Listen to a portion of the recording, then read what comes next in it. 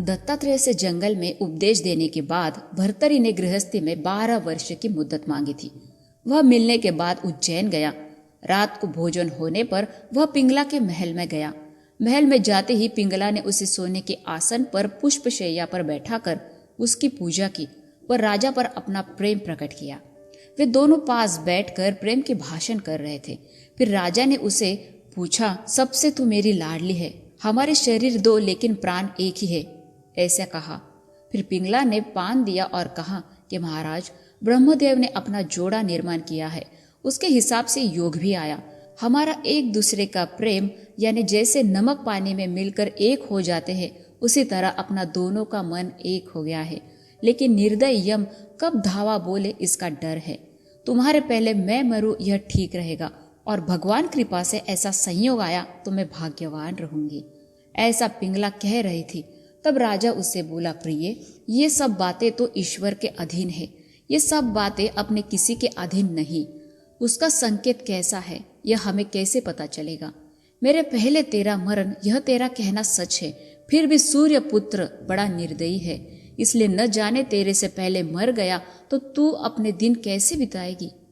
पिंगला बोली, ब्रह्मदेव ने माथे पर क्या लिखा है पता नहीं, लेकिन यदि आप कहते हैं और वैसा ही हुआ तो मैं जिंदा नहीं रहूंगी, तुम्हारे साथ ही अग्नि में देह रखूंगी। पिंगला का भाषण सुन राजा बोला, मैं जिंदा हूं तब तक तेरा यह कहना ठीक है, लेकिन अपने प्राणों के समान प्रिय वस्तु दूसरे कोई नहीं।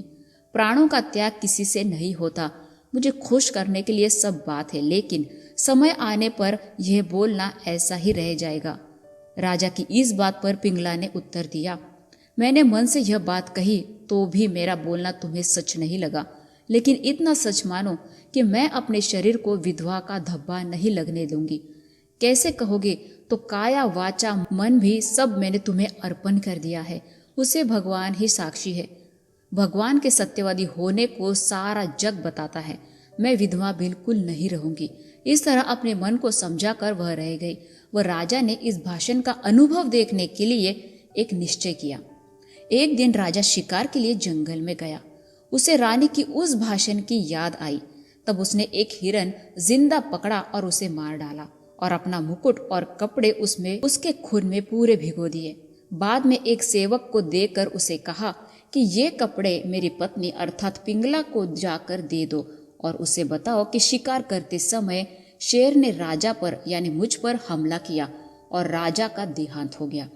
ये संदेश देकर उस सेवक को अवंती भेजा और स्वयं जंगल में रहने गए। सेवक पिंगला के पास गया और वे खून से भीगे कपड़े सामने रख हाथ जोड़कर खड़ा हो गया।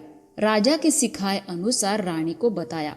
वह राजा का शव दहन कर बाकी लोग जल्दी ही वापस आने वाले हैं। ये शब्द सुनते ही उसे बहुत दुख हुआ। वह अपना माथा पीटने लगी, अपने बाल तोड़ने लगी। आखिर पिंगला ने सती होने की तैयारी की और तैयार हो शमशान में जाकर अग्नि तैयार की कि सबने उसे आशीर्वाद दिया। उस अग्निकुंड में स्वयं कूद पड़ी और अपना हित कर लिया।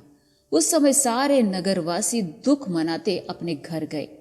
इधर रात होने पर राजा अपने नगर में जाने के लिए निकला।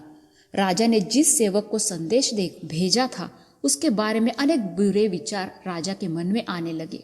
इतना बड़ा प्रसंग आने पर राजा विक्रम कैसे शांत रहा।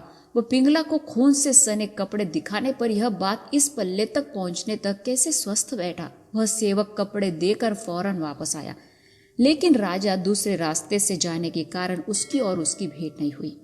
वह सेवक बाद में उसे मिला। उस समय विक्रम राजा मिथिला नगर अपने नाना के यहाँ गया था। सुमति प्रधान शुभ राजा विक्रम राजा के साथ गए थे। महल में सिर्फ औरतें ही थी। गांव की औरतों ने पिंगला को सती होने से रोका और दुख दूर करने का बहुत प्रयास किया, लेकिन पिंगला के सामने किसी का वश न चला और उसने अपने प्राण त्याग ही दिए।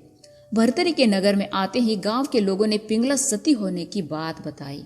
तब राजा अत्यंत दुखी होकर शोक मनाने लगा, जोर जोर से आक्रोश करने लगा। स्वयं भी पिंगला की तरह अग्नि में जल जाने के विचार से वह भी अग्नि में कूदने लगा, लेकिन लोगों के सामने उसकी एक न चली। पिंगला सती हुई इसलिए गांव के लोग भी शमशान में गए और राजा के साथ दुख करने लगे। राजा के दुखी होने के कारण लोग उसे समझाने लगे, जो क्षणभंगुर है उसका दुख करने से क्या लाभ, ईश्वर पर भरोसा रखकर शांत रहो। लेकिन राजा का उधर मन नहीं लगा और वह पिंगला की चिता के पास बैठा रहा। राख उठाने लोग आए लेकिन वह किसी को हाथ लगाने नहीं दे रहा था।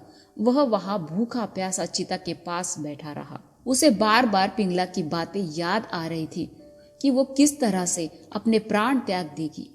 इधर घटी हुई घटना को सेवकों ने अवंती जाकर बताया। समाचार सुन सत्यवर्मा, विक्रम राजा, सुमंतिक प्रधान, इन सबको अत्यंत दुख हुआ। सारे उज्जैन आए और शमशान में देखा तो राजा भर्तरी पिंगला पिंगला करते चिल्लाकर रो रहा था। विक्रम राजा ने 10 दिनों के बाद क्रिया की। वो रोज शमशान में जाकर उसे समझाता, लेकिन उसे कुछ भी असर नहीं होता था। पिंगला के दुख में उसने अर्थात भर्तरी ने अन्न छोड़ा और पेड़ों के पत्ते खाकर पानी पीता रहा। उससे उसका शरीर पवित्र हुआ। भर्तरी की ऐसी अवस्था देख सूर्य को उस पर दया आई। फिर वह दत्तात्रेय के पास गया। दत्तात्रेय ने उससे आने का कारण पूछा। तब उसने सब निवेदन किया। कुछ फिक्र मत करो, दत्तात्रेय ने कहा। अब मैं मच्छिंद्र के शिष्य गोरखनाथ को उसके पास भेज दूंगा, जो उसे अच्छे से बोध कर ठीक से समझाएगा। 28वां अध्याय समाप्त। जय श्री गुरुवे नमः। ओम श्री नवनाथाय। धन्यवाद।